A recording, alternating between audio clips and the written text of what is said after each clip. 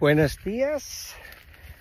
Mi nombre Joel. See, I know I speak Spanish, right? So welcome to the Agave Farm here in Jalisco, Mexico. So we're gonna do a wine tasting or tequila tasting to be exact in a few minutes, and I'll update you. So looking at this one, these are blue or agave azul. See?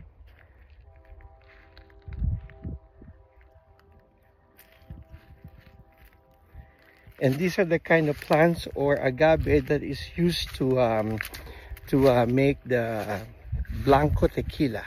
All right, so welcome to Hacienda de Cartagena. In my dreams, okay? Buenos dias. Mi nombre Joel. See, I know I speak Spanish, right? So welcome to the